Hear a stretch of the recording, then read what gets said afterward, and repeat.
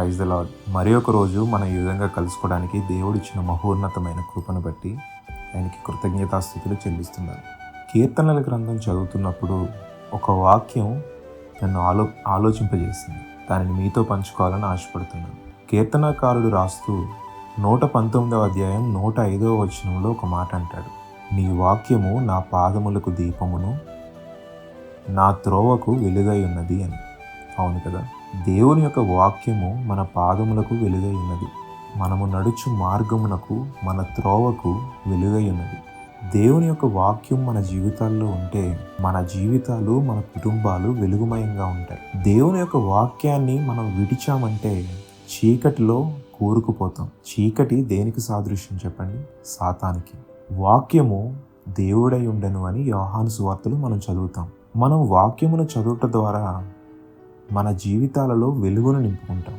చీకటి సంబంధమైన కార్యాలు మన నుండి తొలగిపోతాయి. మనలో ఉన్న సాతాను క్రియలు ఏవైతే ఉన్నాయో వాక్యము ద్వారా గద్దింపబడి అవి మనం విడిచి మనం వెలుగుమయముగా ఆత్మీయంగా జీవించగలుగుతాం. ఇదే కీర్తనల గ్రంథంలో 1వ అధ్యాయంలో ఒక మాట ఉంటుంది, యెహోవా ధర్మశాస్త్రమునందు ఆనందించుచు దివారాత్రము దాన్ని ధ్యానించువాడు ధన్యుడు. అతడు నీటి కాలువల యొరను నాటబడినదై ఆకు వాడక తన కాలమందు ఫలమిచ్చు చెట్టు వలె ఉండును. అతడు చేయునదంతయు సఫలమగును అని.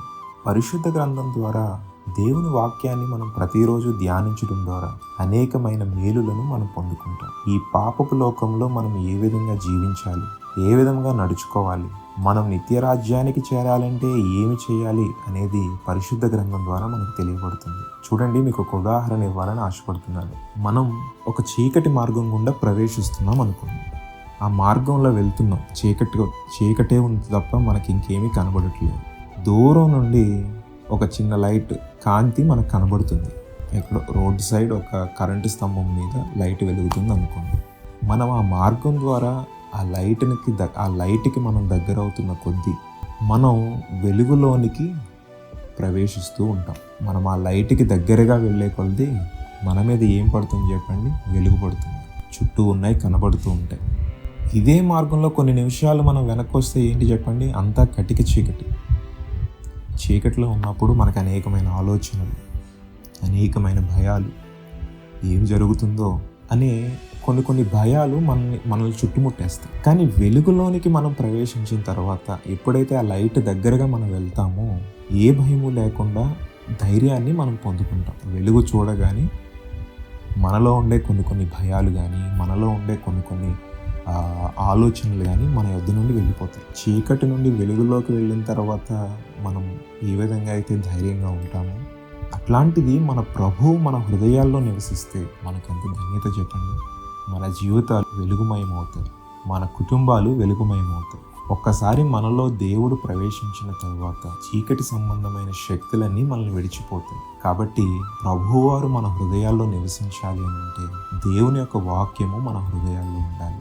దేవుని యొక్క వాక్యమును మనం ప్రతిరోజు ధ్యానించాలి. ప్రభు సన్నిధిలో ప్రార్థిస్తూ ఆయన కొరకు కనిపెట్టుకుంటూ ఉండాలి. ఈ దేహము ఏమై ఉన్నది చెప్పండి? దేవుని ఆలయం ఉన్నది. దేవుని ఆలయంలో దేవుడు ఉండాలి కానీ వేరేదేది ఉండకూడదు.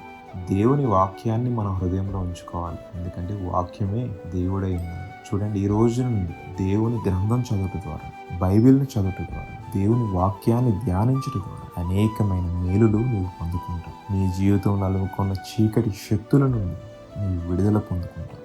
ఈరోజే ప్రారంభించు. నీ జీవితంలో, నీ కుటుంబంలో గొప్ప వెలుగు నిండుకుంటుంది. నీ జీవితంలో మార్పుని చూస్తావు. తలల వంచి ప్రార్థనలో ఏకీభవించండి. ప్రేమ కలిగిన మా తండ్రి, నీకు స్తోత్రములు.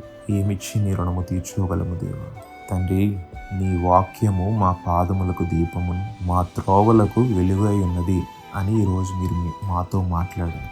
అవును తండ్రి, నీ వాక్యము మా త్రోవలకు, మా పాదములకు వెలుగై ఉన్నది. మేము వెలుగు సంబంధులమై మేము జీవించినట్లుగా సహాయము దయచేయండి. ఇప్పటి వరకు చీకటి కార్యాలు ఏమన్నా చేశామేమో, ఇప్పటి వరకు చీకటి సంబంధమైన వారితో తిరిగామేమో, చీకటి సంబంధమైన పనులేమైనా మేము చేశామేమో, మమ్మల్ని దయతో క్షమించండి. నీ వాక్యాన్ని మా హృదయంలో ఉంచుకో అయ్యా. నీ ఆజ్ఞల చొప్పున నడుచుకునే గొప్ప భాగ్యం మాకు ప్రసాదించండి.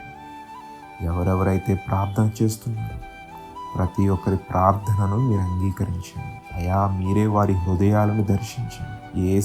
ఏ సమస్యలతో అయితే ప్రార్థిస్తున్నారో ప్రతి ఒక్కరి సమస్యలను మీరు తీర్చండి. ఈ చిన్ని ప్రార్థనని పాదముల చెంతకు చేర్చుకుని యేసుక్రీస్తు వారి అతి శ్రేష్టమైన పరిశుద్ధ నామములో అడిగి పొందుకున్నాము తండ్రి. ఆమేన్.